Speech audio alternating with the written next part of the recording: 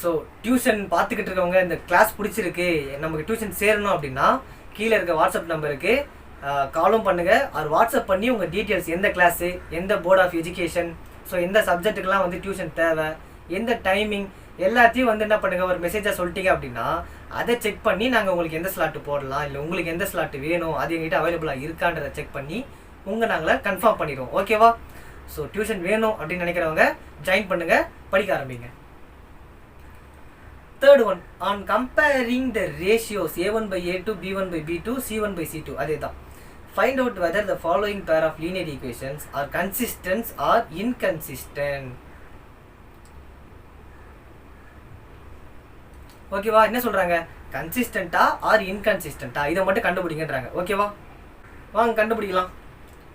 So அதே தான், simple. So என்னது, A1 by A2 3 by 2 equals to B1 by B2 2 by minus 3 equals to C1 by C2 5 by 7. So இதில் ஏதாவது cancel பண்ண முடியுமா அப்படின்னு கேட்டிங்கன்னா ஒன்று கூட கேன்சல் பண்ண முடியாது. அப்போ என்ன பண்ணலாம், டேரெக்டாகவே ஆன்சர் எடுத்து எழுதிட வேண்டியது தான். 3 by 2 2 by minus 3 ஒன்றா இல்லை, அப்போ not equal to 2 by minus 3 5 by 7 ஒன்றா கிடையாது, அப்போ இதுவும் வந்து பார்த்தீங்கன்னா நாட் ஈக்குவல் டு. அப்போ ஃபஸ்ட்டு நம்மளுக்கு வந்து ஃபஸ்ட்டு ரெண்டு வச்சு சொல்லிடலாம். A1 by A2 not equal to B1 by B2 வந்தாலும் என்னது, இது கன்சிஸ்டன்ட் தான். பட் கன்சிஸ்டன்ட்ல இது வந்து டிபெண்டா இண்டிபெண்டான்னு கேட்டிங்கன்னா இது வந்து பார்த்தீங்கன்னா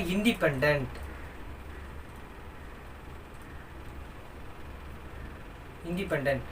ஸோ நம்ம ஸ்டார்டிங்லேயே ஃபர்ஸ்ட் வீடியோவில் சொல்லியிருப்போம், இந்த தேர்ட் சாப்டரில் ஃபர்ஸ்ட் வீடியோவில் சொல்லியிருப்போம். அதை பார்க்கலாம், தயவுசெய்து இதை பார்த்துங்க, அப்போ தான் இதெல்லாம் புரியும். ஓகேவா? ஸோ இண்டிபெண்ட்னா இந்த மாதிரி கன்சிஸ்டன்ட், பட் வந்து A1 by A2 not equal to B1 by B2ன்னு வரும். அதே மாதிரி கன்சிஸ்டன்ட் வேறு எப்போ வரும், கன்சிஸ்டன்ட் வந்து மெனி சொல்யூஷன்ஸ்லையும் கன்சிஸ்டன்ட் வரும், அதாவது இன்டர்செக்டிங் பாயிண்ட்லையும் மெனி சொல்யூஷன்ஸ்லையும், அதாவது கோஇன்சிடென்ஸ், இது ரெண்டுத்துலேயும் தான் கன்சிஸ்டன்ட் வரும். நோ சொல்யூஷன் பேரலல் லைன்ஸ் வந்து பார்த்தீங்கன்னா இன்கன்சிஸ்டன்ட், அது வந்து இன்கன்சிஸ்டன்ட். ஸோ ரெண்டு கன்சிஸ்டன்ட் இருக்கிறப்போ அது வேற எப்படி வேரி பண்ணலாம், ஒன்று வந்து இண்டிபெண்டா இல்லை டிபெண்டா, இந்த மாதிரி தான் சொல்ல முடியும். ஸோ இந்த மாதிரி நாட் ஈக்குவல்ட்டுன்னு வந்தால் இண்டிபெண்ட். இன்னொன்று வந்து பார்த்தீங்கன்னா இந்த கோஇன்சிடென்ஸ் இருக்குல்ல, அது வந்து எல்லாமே ஈக்குவல் டு. ஸோ எல்லாமே ஈக்குவல் டுன்றதுனால அது வந்து டிபெண்ட். ஓகேவா? சிம்பிள், அவ்வளோதான். கன்சிஸ்டண்ட்டாக இன்கன்சிஸ்டன்ட் கேட்குறாங்க, நம்ம கன்சிஸ்டன்ட்னு கண்டுபிடிச்சாச்சு, அவ்வளோதான், சிம்பிள். நெக்ஸ்ட் இதுவும் அதே மாதிரி தான், same. So 2x minus 3y equal to 8. So 2 A1 by A2 என்னது 4 ஈக்குவல்ஸ் டு போட்டுக்கோங்க, minus 3 by minus 6 equals to 8 by.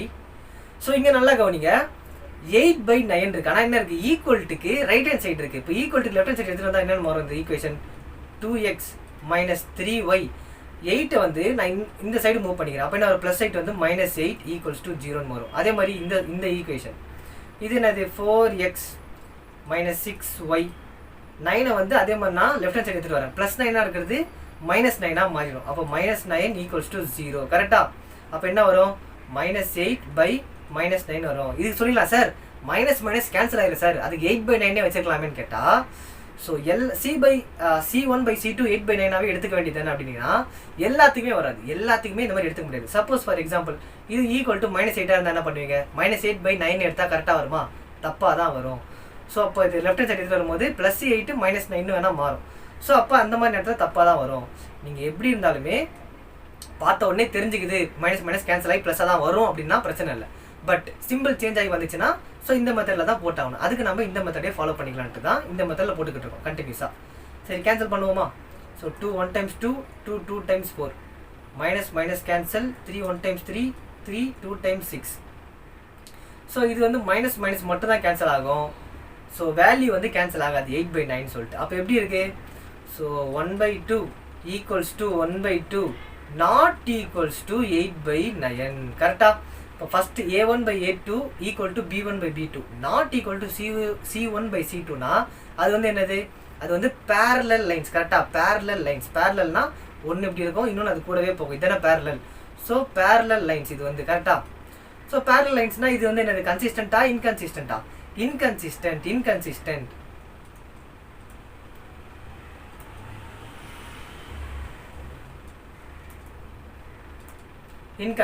ஓகேவா? இது வந்து இன்கன்சிஸ்டன்ட். நெக்ஸ்ட், ஸோ இங்கே பாருங்க, சரி, இது வந்து உங்களுக்கு ஹோம்ஒர்க். சார் நல்ல கதையாக இருக்கே சார், இவ்வளோ நேரம் வந்ததெல்லாம் வந்து வெறும் நார்மல் வேல்யூவில் இருந்தது, அதை போட சொல்லிட்டீங்க, இப்போ ஃப்ராக்ஷனில் வந்த உடனே ஹோம்ஒர்க்குன்றீங்களே சார் அப்படின்னா, சரி ஃப்ராக்ஷனில் வருது அதனால் நானே சொல்லிட்டு வேறு ஒன்று ஹோம்ஒர்க்காக தரேன்.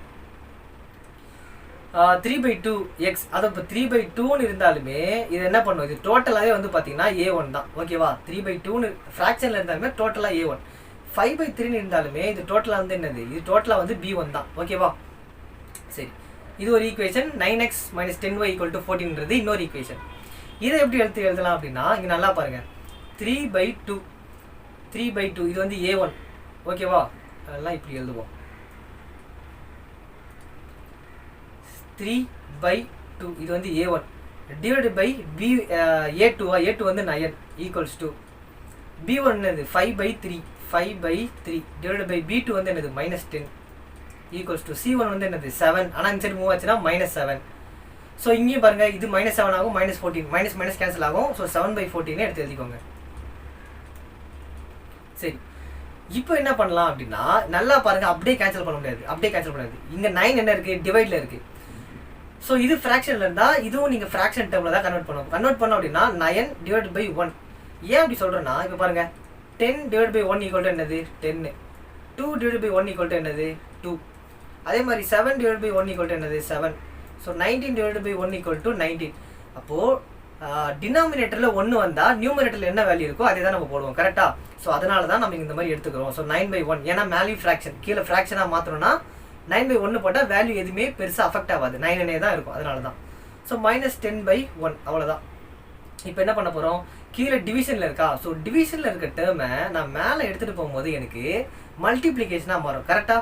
டிவிஷனில் இருக்க டேர்ம் மேலே போகும்போது மல்டிப்ளிகேஷனாக மாறும். பட் என்ன ஒன்றுனா, நம்பர்ஸ் வந்து உல்ட்டாவாக மாறும். நம்பர்ஸ் வந்து நியூமரேட்டர் டினாமினேட்டராகவும் டினாமினேட்டர் நியூமரேட்டர்லையும் போகும். கரெக்டாக?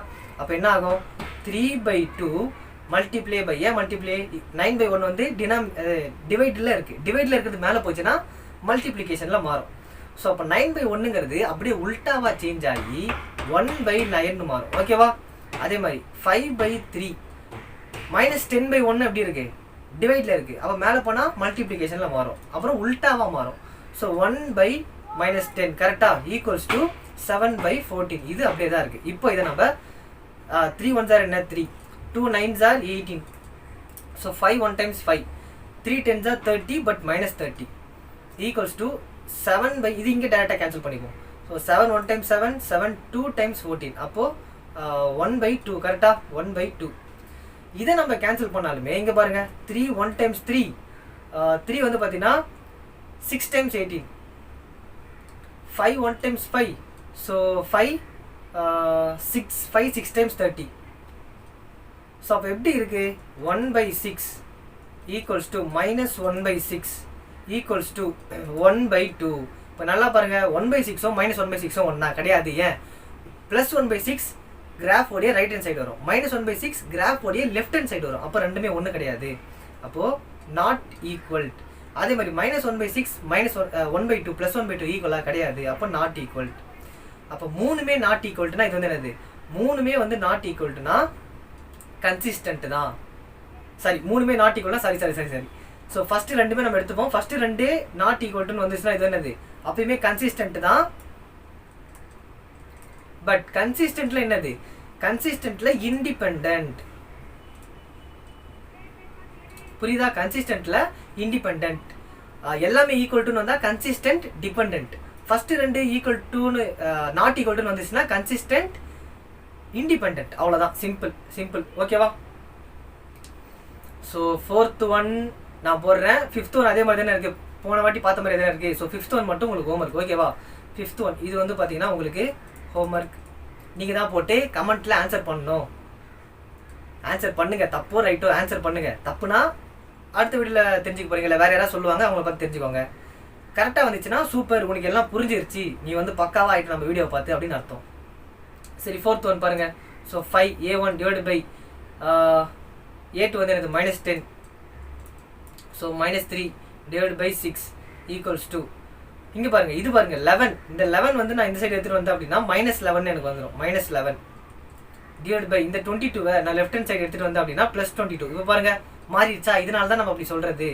இதை நான் இந்த சைடு எடுத்துகிட்டு வந்தேன் அப்படின்னா எனக்கு -11 கிடைக்கும். இந்த 22 லெஃப்ட் ஹேண்ட் சைடு எடுத்துகிட்டு வந்தேன்னா -22 + 22 கிடைக்கும். ஸோ இதனால தான் நான் போனாடி சொல்லிக்கிட்டு இருந்தேன். சரி, இப்போ இதை கேன்சல் பண்ணுவோமா? கேன்சல் பண்ணோம் அப்படின்னா 5 1 × 5, 5 2 × 10, 3 1 × 3, 3 2 × 6, ஸோ 11 1 × 11, 11 2 × 22. அப்போ எப்படி இருக்குது?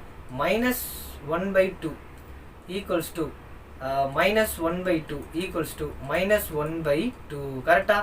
எல்லாமே -1/2 -1/2 -1/2. அப்போ எல்லாமே ஈக்குவலாக தான் இருக்குது. எல்லாமே ஈக்குவலாக இருக்குது அப்படின்னா இது வந்து என்னது? கன்சிஸ்டன்ட் தான். Consistent but dependent. கன்சிஸ்டன்ட் தான், டிபெண்டன்ட். ஓகேவா? ஓகே, இதில் வந்து நம்ம எல்லாத்தையும் நம்ம கண்டுபிடிச்சாச்சு. 4th ஒன் மட்டும் நீங்கள் கண்டுபிடிச்சி அது கன்சிஸ்டண்ட்டா இல்லை இன்கன்சிஸ்டண்ட்டா, அப்படி கன்சிஸ்டன்ட்னா டிபெண்டண்ட்டா இன்டிபெண்டண்ட்டா, அதை மட்டும் வந்து கமெண்ட் பண்ணுங்க பார்ப்போம்.